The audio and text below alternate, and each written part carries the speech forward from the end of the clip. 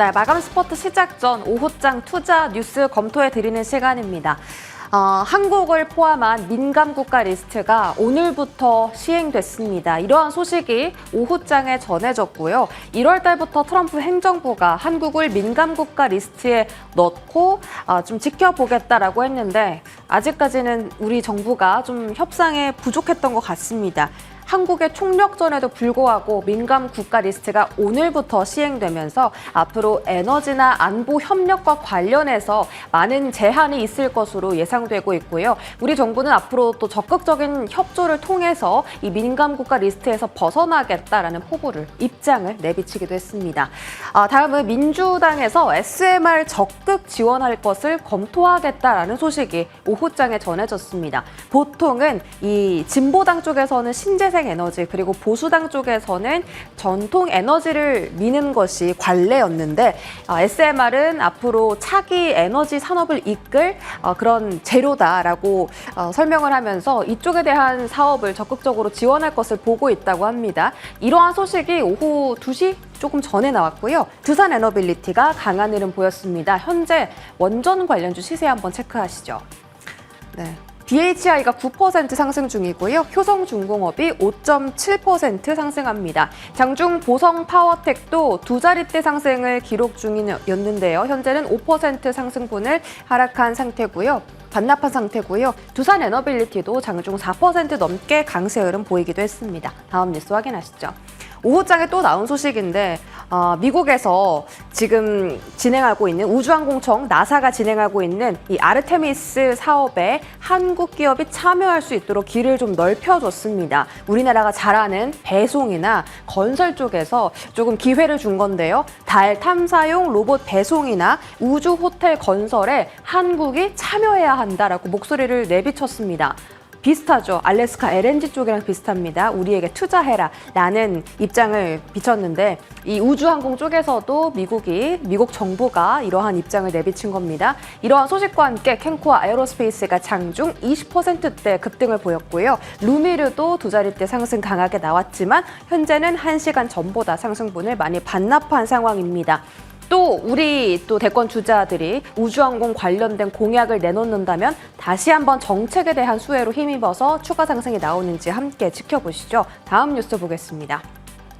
계속해서 관세 혹은 이 정책 이슈로만 테마적으로만 움직이는 시장이 계속되고 있습니다. 미국이 한국과 관세 협상을 예고했는데요. 먼저 합의하면 유리하다라고 계속 좀 언론 플레이가 일어나고 있는 상황입니다. 일단은 이 관세 협상에서 우리가 기대하는 반도체나 자동차에 대한 협상보다는 방위비 분담이라든지 소고기 수입 제한 같은 안건을 먼저 다룰 것으로 예상된다라는 내용이 있었고요. 이 최상목 경제부총리가 추경을 발표했죠. 2조 원을 더 덧붙여서 총 12조 원을 투입하겠다고 밝혔는데요. 그 안에서 1.8조 원은 AI 쪽에 투자를 하겠다라고 언급했습니다. AI에 대한 시선이 지금은 정책 수혜로만 움직이지만 이 추경안을 통해서 조금 더 기업들이 살아날 수 있을지 그에 대한 흐름 함께 더 체크해 드리겠습니다. 마지막으로 이재명 전 대표가 AI 100조 시대를 열겠다라고 공약을 내세운 이후로 AI 소프트웨어라든지 온디바이스 AI 종목들이 강했는데요. 오늘은 로봇주가 불붙었습니다. 어제부터 시세가 강했고요. RS 오토메이션이 20%대, 신규 상장주 안에서 TNR 로보틱스가 20% 안팎의 강세 흐름을 오전장부터 유지하는 흐름 나타내고 있습니다. 로봇주가 지금은 단기 정책발인지 아니면 본격적인 반등을 시작한 것인지도 궁금하고요. 지금 같은 테마 장세 속에서 어떻게 포트를 구성하는 것이 좋은지 마감 스포트 시간에서 조금 더 구체적으로 전략 세워드리겠습니다. 출발하시죠.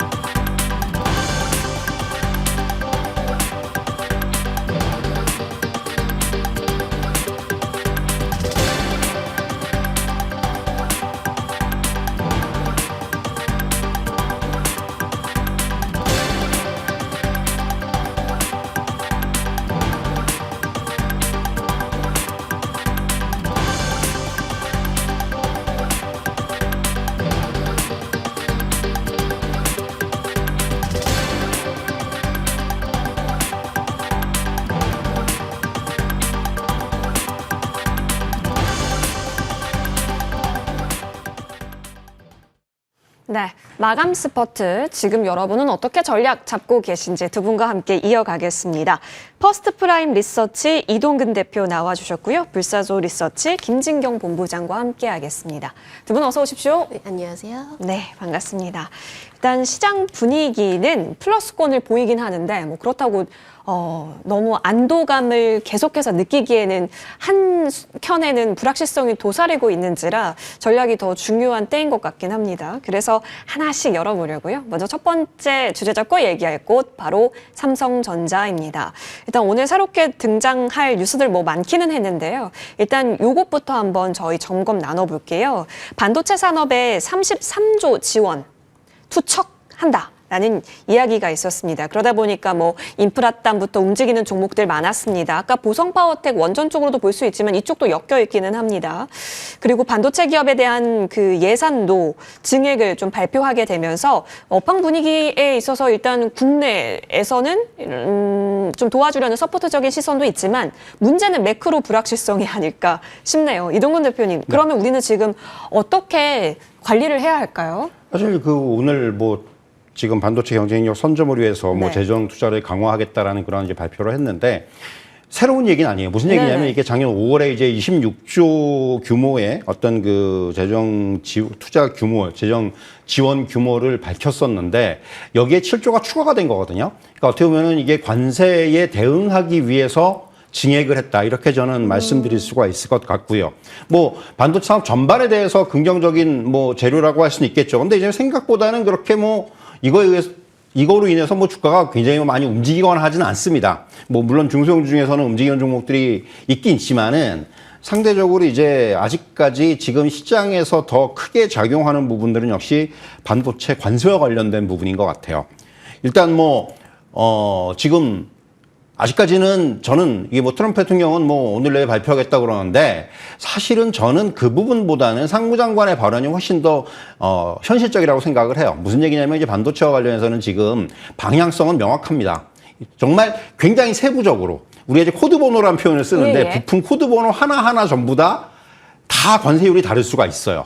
그리고 미국하고 연관이 있느냐 없느냐에 따라서 애플에다가 납품을 하느냐, 엔비디아에 납품을 하느냐 이런 것들이 하나의 그 기준이 될 수도 있는 부분이고요. 그렇기 때문에 이런 것들을 결정하기까지 시간이 좀 걸릴 것 같아요. 제가 보기엔. 그래서 이러한 불확실성이 당분간은 어떻게 보면 반도체 업종을 좀 누르는 그런 어떤 역할을 하지 않겠나 생각이 들고요. 삼성전자만 놓고 봤을 때 사실 오늘 이제 리포트가 하나 나왔는데 사실 거기서 좀 주목할 만한 부분이 뭐냐 하면은 지금 일부 고객사들이 긴급 주문이 많이 늘어나고 있다. 그래서 이게 잘하면은 빠르게 디램하고 낸드 가격을 인상을 추진할 수가 있다. 이런 얘기를 지금 이제 그런 리포트에서 이제 그런 전망을 했는데 뭐 아주 불가능한 얘기는 아니죠. 왜냐하면 마이크론 지금 이제 뭐 이미 실시를 하고 있고 이제 지금 보면은 뭐 이러한 가격 인상은 충분히 가능합니다. 뭐 이제 그런데 이제 이런 부분들 그리고 이제 하반기로 가면은 메모리 수요 증가율이 공급 증가율을 상회할 것이다. 긍정적이죠. 지금 사실 공급을 막아가지고 이제 어떻게 보면 업황이 좀 좋아지고 있는 건데 정말 이제 우리가 바라고 있는 수요가 늘어난다면 이건 굉장히 긍정적인 일인데 그럼에도 불구하고 사실 주가는 좀 뜨뜻미지근하다는 얘기입니다. 사실 지난 시간에 삼성전자가 똑같은 말씀을 드린 것 같은데 그러니까 그런 거예요. 지금은 한 52,000원, 3,000원 정도면 사야 돼요. 그런데 상단이 좀 막혀 있는 것 같아요. 이게 이제 이 상당히 막혀 있는 게 결국은 앞서 말씀드린 관세 불확실성이 계속해서 시장을 괴롭히고 있다. 그래서 이제 지금은 좀 상방이 좀 막혀 있는 그러한 자리가 아닌가 그런 말씀을 드릴 수가 있을 것 같습니다. 그러니까요. 자꾸 반도체를 좀 좋아질만 하니까 갑자기 또 이제 품목관세 얘기가 발목을 잡고 있습니다. 그러다 보니까 확실히 바닥권은 신뢰감을 줬는데 상방에 있어서는 글쎄요 좀 무거워졌습니다. 그러면 현재 구간에서는 어떤 대응이 가능할까? 자, 김진경 본부장님. 지금 삼성전자를 보니까요. 오늘 그래도 외국인 그리고 기관 어느 정도 받쳐주는 수급은 포착이 되기는 했었거든요. 근데 워낙 변수는 트럼프인지라 이건 어떻게 할까요? 네, 아무래도 오락가락 이 관세 네. 정책이 뭔가 좀 해소가 되지 않은 상황이다 보니까 좀 다소 답답한 부분도 있습니다. 일단 삼성전자를 좀 전체적으로 이제 상황들을 좀 살펴봤을 때 그동안에 뭐 HBM과 관련이 되었던 부분이라든지 뭐 관세라든지 또 실적이라든지 이런 부분은 어느 정도는 이제 주가에 선반영되었다라는 이제 인식이 좀 확산이 되고 있는 것 같고요. 그래도 올해 1분기 정도에는 그래도 조금 나아지고 있는 개선세들 이런 분위기 속이 조금 점차적으로 자리를 잡고 있다 보니까는 그래도 주가도 역시나 서서히 반등을 시도를 하고 있는 것을 보여집니다. 지금의 경우는 뭔가 좀 바닥 따지기에 좀 나서고 있는 게 아닌가라고 좀 추정을 해볼 수가 있는데 하지만 이제 아쉬운 점은 이제 외국인의 매수가 뭔가 꾸준한 유입이 되지 않고 있다는 점이죠. 뭔가 적극적으로 좀 매수도 유입이 되고 있고 항상 꾸준하게 좀 유입이 되면서 어떤 강한 수급적인 흐름들도 바뀌어지고 있다. 이런 모습은 아직 포착이 되고 있지 않기 때문에 뭔가 수급적인 부분으로도 좀 주가가 강하게 반등 추세를 좀 그려나가지는 못하고 있다라고 좀 생각을 해볼 수가 있을 것 같고요. 당분간으로는 이 5만 원과 6만 원 사이에 좀 박스권 흐름이 이어지지 않을까라고 좀 생각을 해봐야 될 것 같습니다. 뭔가 삼성전자가 6만 전자, 7만 전자, 8만 전자 이렇게 가기 위해서는 특히나 HBM 부분에서 지금 SK 하이닉스가 우위를 점하고 있는 상황이기 때문에 뭔가 삼성전자만의 좀 더 특별한 퍼포먼스들을 좀 보여줘야 되고요. 또 차세대 기술력을 좀 보여주면서 경쟁력을 확실하게 보여줄 때가 지금은 때가 왔다라고 좀 생각하고 있기 때문에 이런 부분으로서 삼성전자가 좀 강한 모습들을 좀 보여줘야 그때부터 뭔가 수급도 유입이 되고 있고 어떤 주가상의 흐름도 좀 바뀌어지지 않을까라고 생각을 해볼 수 있을 것 같고 뭔가 전체적인 반도체에 대해서 긍정적인 내용으로 인해서 단기적인 반등을 시도를 해볼 수가 있겠지만은 삼성전자만의 어떤 개별 이슈, 특별한 개별 이슈가 현재로서는 좀 더 절실히 필요한 상황이다라고 좀 말씀을 드려보도록 하겠습니다. 알겠습니다. 두 분 의견이 정리를 해보자면 사실상 지금 이 트럼프 매크로 노이즈가 아니라고 한다면 좋게 보셨을 수도 있었을 것 같아요. 그 흐름이었고. 근데 아무래도 지금은 관세 정책에 있어서 일단 확인할 부분이 많다 보니까 중립 스탠스로 두 분 모두 공통된 의견 내려주셨다라는 점. 왜냐하면 상방이 제한되어 있기 때문에로 정리하겠습니다. 사실 근데 미국에 많이 들어오고 있잖아요. 계속 지켜볼 부분이다. AI 투자는 이어지고 있다라는 점 체크해봤고요. 이어서 넥스트를 보겠습니다. 알래스카 가스관 논의를 곧 시작할 수 있다. 이제 협상 테이블에서 이게 하나의 협상안이 될 수 있다라는 건데 문제는 뭐 이전에 안 움직였냐? 아니죠. 새롭게 출발한 게 아니라는 겁니다. 그래서 딱 오늘 넥스트 같은 경우는 정보를 터치하고 지금 그쪽에서 어디로 갈까 방향성을 탐색하고 있습니다. 더 가기 위해서는 뭔가 기대 이상의 무언가의 뉴스가 나와줘야 할 것만 같은 현재 구간이긴 하거든요. 이동근 대표님, 협상 결과 나올 때까지는 기회를 준다고 보세요? 사실 보면은 이제 말씀하신 대로 새로운 얘기는 아닙니다. 예. 이제 뭐 LNG 프로젝트 관련해서는 계속해서 시장에서 뭐 주가가 좀 이제 테마성으로 움직였었고요. 이제 관련 협의가 좀 본격적으로 시작이 되는데 결국 이것은 우리나라의 어떤 국가별 협상과 연계가 될 겁니다. 어쩔 수 없이. 결국은 이제 미국이 우리나라한테 원하는 것들 예를 들면은 뭐 사실 우리나라가 이제 바라는 것들은 반도체라든가 또는 자동차라든가 이런 산업에 대해서 뭔가 좀 우리한테 좀 이니셔티브를 좀 주길 바라는 것일 거고요. 그리고 미국은 역시 이제 그 반대급부로 역시 이제 LNG 프로젝트라든가 또는 뭐 이제 이제 미국산 뭐 제품들에 대한 어떤 그 비관세 장벽의 철폐라든가 뭐 이런 부분들을 갖다 이제 원할 거예요, 결국. 네. 그래서 이제 그런 것들이 같이 좀 묶여서 결국은 협상의 테이블로 올라갈 수밖에 없다고 말씀드릴 수가 있겠고요.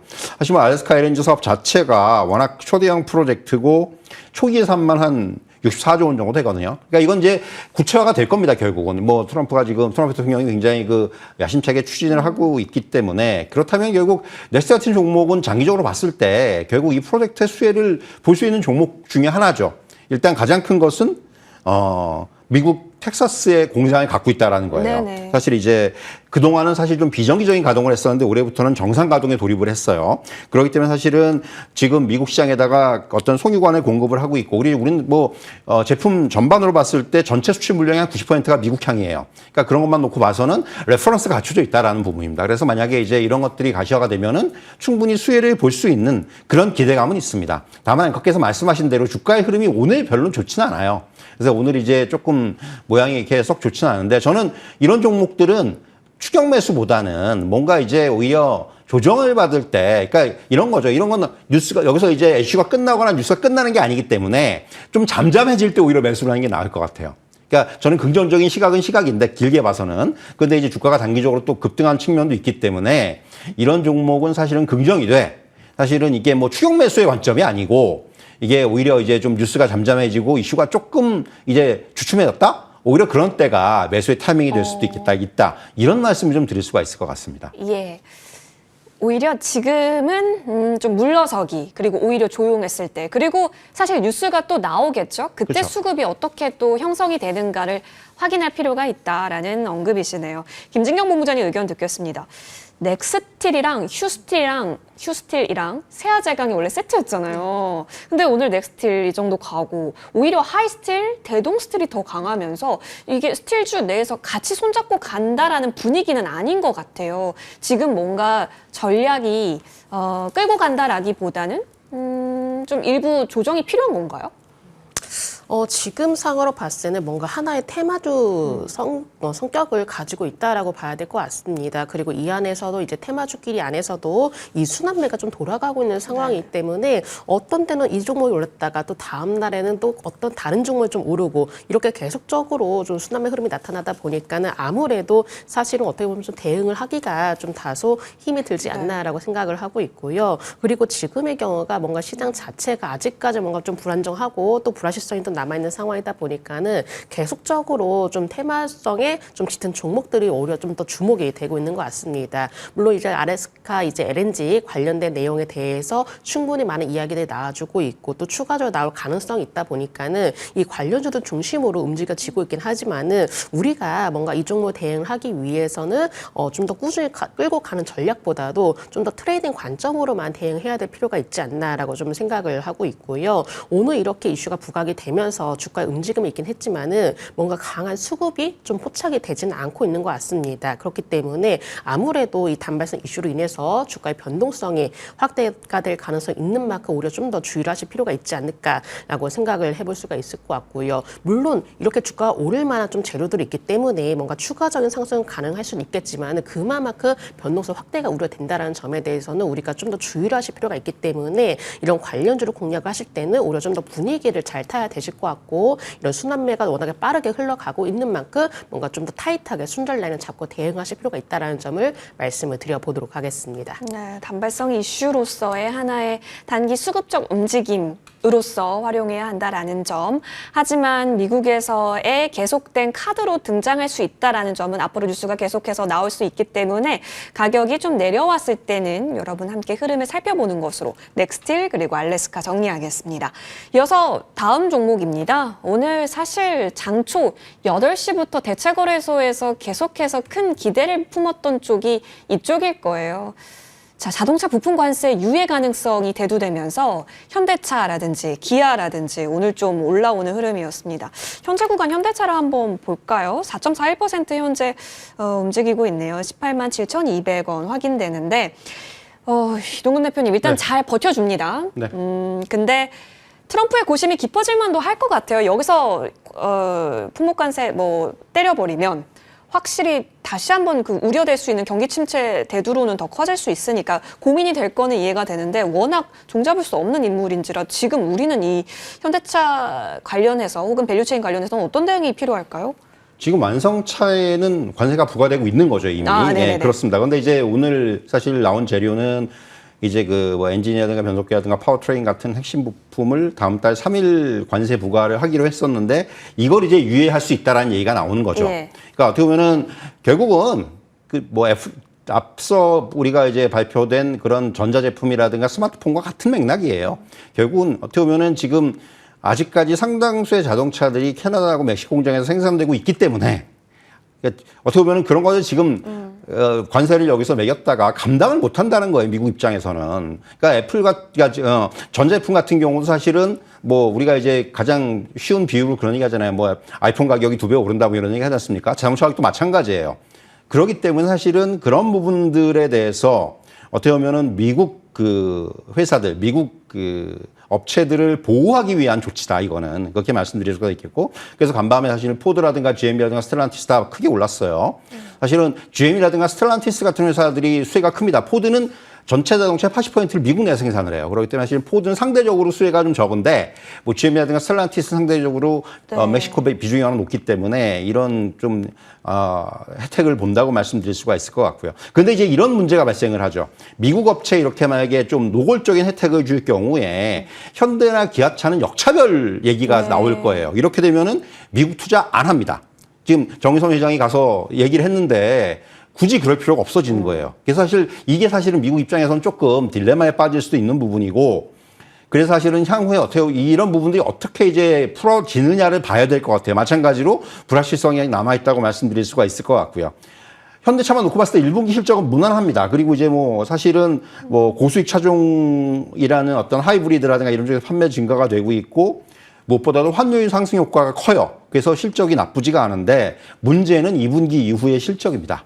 지금 많은 애널리스트들이 최근에 그 목표가를 하향하고 있는데 결과적으로 이게 관세 불확실성으로 인해서 2분기 후의 실적에 대해서 지금 확실하게 예상을 못하는 거예요. 그러니까 감익의 어떤 그 요인으로 작용을 할 수가 있기 때문에 이 부분 결국은 현대차 같은 경우도 지금은 향후에 어떤 실적이 어떻게 되느냐가 가장 중요한 포인트라고 보여지고요.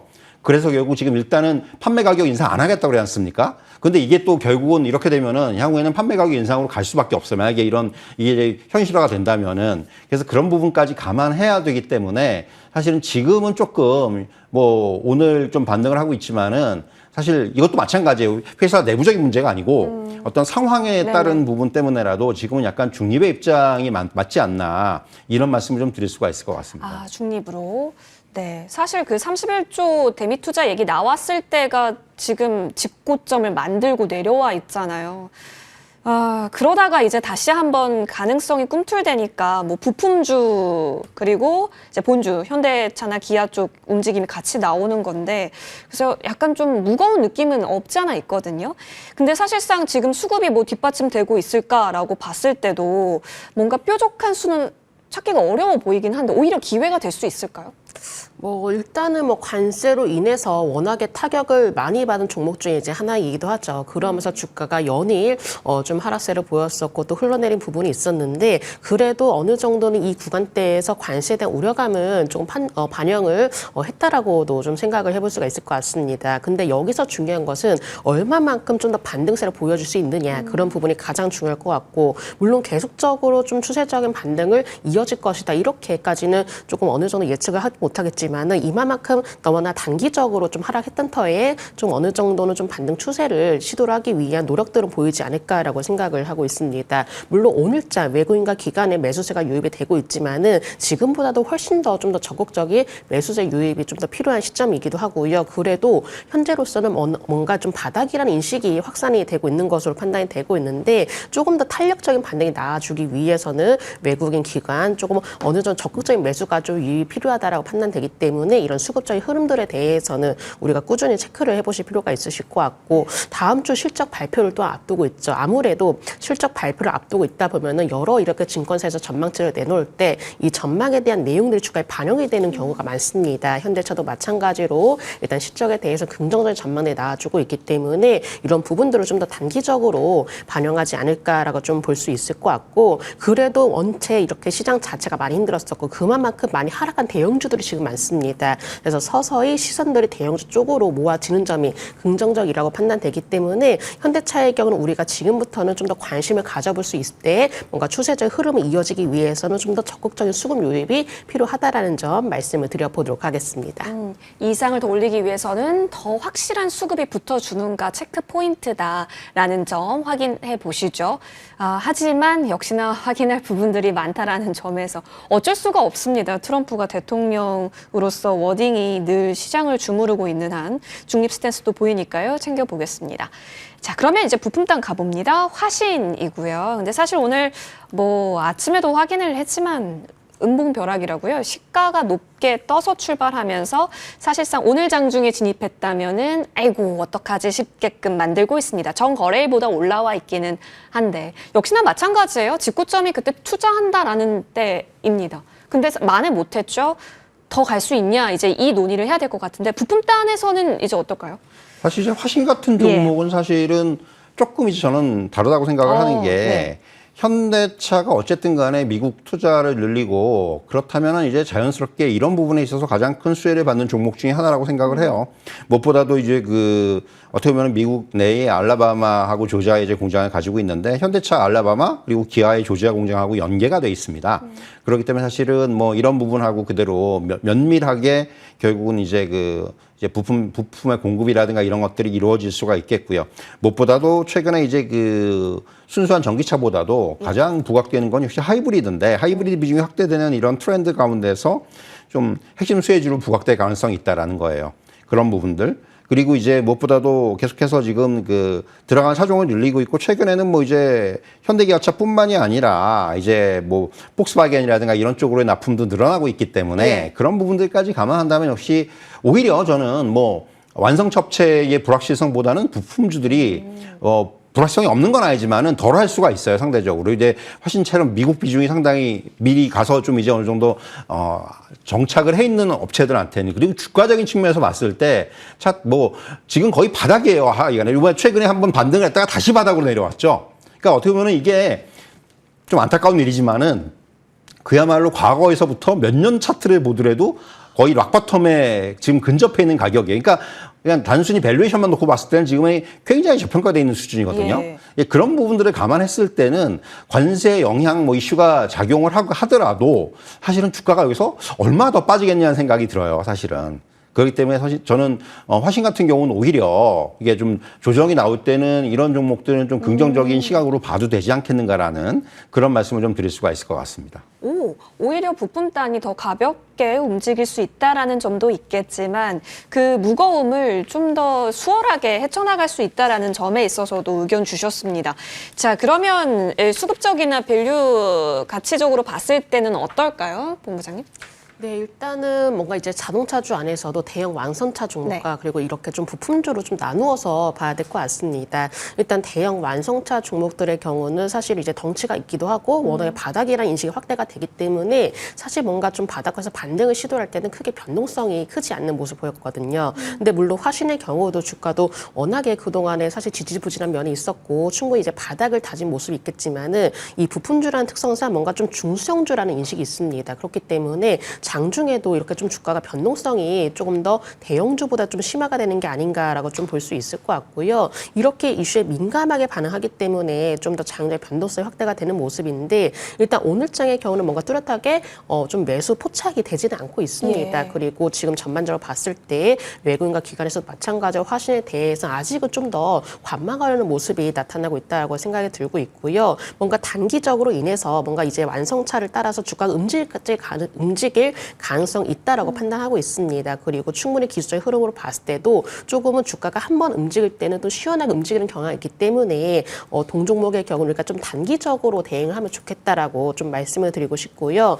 전체적으로 이제 자동차 업황이 어떻게 되느냐, 또 관세 문제가 또 어떻게 해결이 되느냐 이런 부분들이 가장 중요한 관건이긴 하겠지만은 지금의 경우는 이제 화신의 경우도 워낙에 주가가 좀 바닥을 오랫동안 좀 다져온 종목이기 때문에 우리가 단기적인 반등은 노려볼 수 있겠다라는 점을 말씀을 드려보도록 하겠습니다. 단기적인 흐름으로 알겠습니다. 화신도 화신이겠지만 그 부품 3인방 있지 않겠습니까? 약간 비슷해요, 차트가. 근데 한번 같이 움직이는지 한번 보겠습니다. 두 분 모두 일단 단기적 긍정 그리고 부품주에 있어서는 완성차랑 다르게 볼 수 있는 점 체크해드렸습니다. 자, 오늘 아침부터 갈까 싶었던 쪽 두산 로보틱스 꼬리를 달긴 했어요. 근데 그도 그럴 것이 너무 내려가지고 좀 소화는 필요해 보이는데요.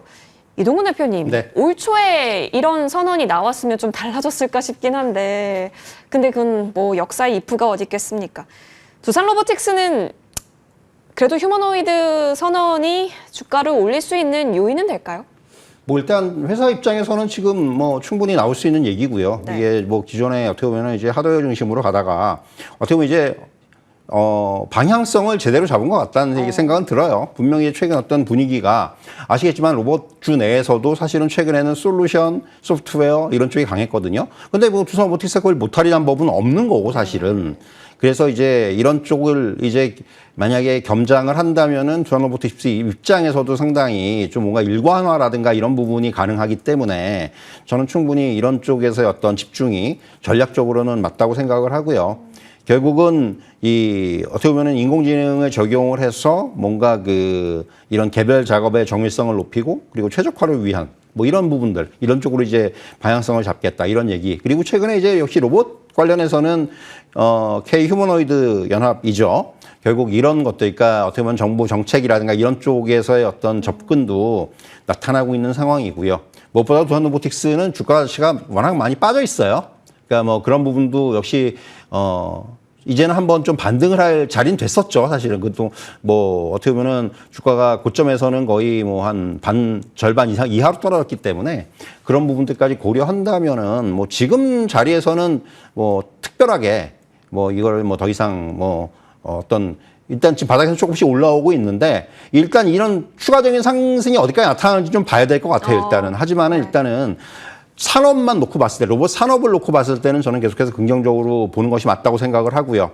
뭐 계속해서 이제 그 안에서의 어떤 확산이라든가 확장, 그리고 이제 그 산업의 어떤 성장, 이런 부분들이 계속해서 지금 일어나고 있기 때문에 그런 쪽에 좀 더 포커스를 맞출 필요가 있다. 그리고 또 하나 전로보틱스 제가 항상 드리는 말씀인데 일단 실적 좀 따라와 줘야 돼요. 이제부터는. 아직까지는 이제 실적보다는 사실은 성장성 가지고 주가의 흐름을 만들어 왔는데 이제는 조금 실적이 수반이 되기 시작을 해야 되는 그런 자리가 아닌가 이런 말씀을 드릴 수가 있겠습니다. 네. 사실 뭐 그저께까지만 하더라도 계속해서 역배열이었네요. 그러다가 이제 5일선과 11선이 맞닿은 상황입니다. 계속해서 올라간다면 어디까지 올라갈 수 있을까를 일단 확인하고 좀 더 흐름 보자라는 의견을 주셨고, 하지만 두산 로보틱스에게 있어서는 그래도 잘했다 이 정도면 얘기는 할 수 있어 보이는데, 글쎄요, 그간 워낙 개인만이 좀 끌고 갔었던 종목입니다. 근데 오늘 메이저가 뚜렷하게 들어오는 느낌은 또 없습니다. 김진경 본부장님, 그렇다면 일단 역시나 좀 거리를 둬야 하는 건지 더 기다림이 필요한 건지 싶네요. 일단은 뭐 한동안 주요 로봇주들이 좀 주가 약세를 보였었죠. 네. 그러면서 다시금 뭔가 휴머노이드 로봇 얘기가 좀 불거지면서 또 반등 시도하는 로봇주들이 나타나주고 있습니다. 다만 아쉬운 점은 이 레인보우 로보틱스라든지 클로봇이 올라갈 때 이제 두산 로보틱스는 상대로 오르지 못했거든요. 네. 물론 이렇게 다른 로봇주의 경우는 이제 개별적 이슈로 인해서 올라간 부분이 있었지만은 두산 로보틱스의 경우는 아쉽게도 좀 그런 흐름들을 좀 나타내주지 못했습니다. 근데 그 이유 중 하나가 아무래도 이 7만 원 선 라인에 좀 저항 매물이 쌓였기 때문이 아닌가라고 좀 생각을 해볼 수가 있을 것 같고요. 다만 지금 로봇에 대해서 다시금 이슈들이 많이 나와주고 있기 때문에 추세를 지금부터 타게 된다면 어느 정도 7만 원 선에 도달을 할 가능성이 있다라고 생각합니다. 근데 워낙에 좀 매물이 쌓여 있기 때문에 이 7만 원대를 돌파를 하느냐 아니면 다시금 저항을 받고 조정이 나오느냐, 이게 더욱더 중요하지 않을까라고 생각을 해볼 수가 있을 것 같고요. 워낙에 주가가 갑작스럽게 좀 하락세를 보였었고 지금 더 서서히 반등을 시도하고 있기 때문에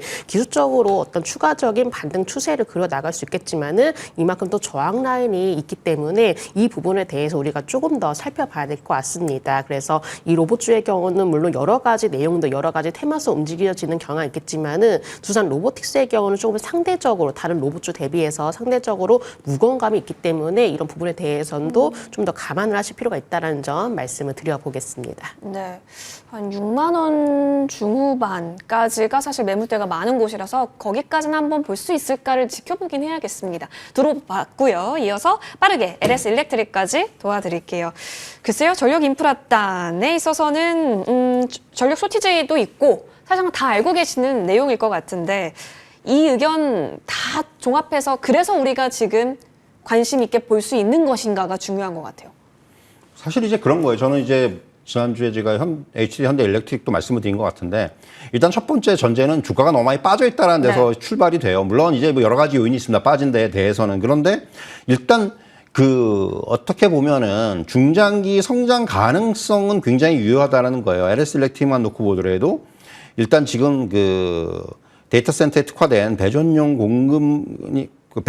전력기기 공급망은 계속해서 지금 어떻게 보면 쇼티지가 나고 있다라는 부분. 이런 부분에 주목을 해야 된다고 생각을 하고요. 그래서 사실은 올해 같은 경우도 미국의 이제 빅테크 향 이제 매출이 본격화되면서 실적이 좋아질 것으로 전망이 되고 있습니다. 그러니까 주가는 좀 빠져 있는 상황이고요. 그리고 ESS 수주도 이제 최근에 일본 향 수주라든가 이런 것들이 나타나면서 5년 동안 적자였는데 올해는 아마 흑자 전환이 될 것으로 예상이 되고 있어요. 이런 부분들까지 감안한다면은 결국 저는 뭐 지금 자리에서는 사실은 뭐 긍정적으로 봐도 이제 되지 않겠는가. 사실 주가가 이제 지나치게 올랐던 부분들, 오버밸류된 부분들이 이제는 어느 정도 해소가 됐다라는 그런 측면으로 해석이 가능하기 때문에 이제 이 정도의 자리에서는 충분히 저는 조금 긍정적인 시각도 가능하지 않겠는가. 이렇게 짧게 말씀드리도록 하겠습니다. 현재가로 보면 전고 대비 지금 한 40% 내려와 있는 상황이네요. 알겠습니다. 그러면 김진경 본부장님, 근데 사실상 역시나 이쪽도 관세 피해 쪽으로 우려가 되고 있는 상황이라 짧게 어떻게 보십니까? 네, 물론 이렇게 관세에 대한 부분도 피해가기가 어렵기도 하고 또 AI 버블 우려도 나와주고 있기 때문에 이 전력 관련주들이 좀 예전만큼 힘찬 흐름은 좀 보여지진 않고 있습니다. 그리고 낙폭 과대가 된 상황이지만은 현재로서 이제 외국인의 여전히 매도세가 보여지고 있기 때문에 이 부분도 부담이기도 하고요. 일단은 뭔가 새로운 모멘텀이 좀 나와줘야 될 것 같습니다. 지금 새롭게 기대를 해볼 만한 쪽은 이제 ESS 사업 중인데 이 부분에 대해서 뭔가 수주에 대한 얘기들이 서서히 나와주고 있기 때문에 이런 부분들을 뭔가 새로운 모멘텀으로 반영하면서 주가는 어떻게 움직여질지 여부도 중요하다는 생각이 들고 있고 다만 주가 워낙 낙폭 과대가 된 상황이기 때문에 단기적인 기술적 반등이 나오긴 하겠지만은 가장 중요한 점은 121선을 돌파를 하는지 가장 그 흐름이 중요하다고 판단되기 때문에 네. 일단은 121선 돌파 여부를 체크를 해보시면 좋으실 것 같습니다. 121선 돌파를 먼저 한번 보겠습니다. 두 분과 함께 마감 스퍼트 달려봤습니다. 오늘 함께 해주셔서 고맙습니다.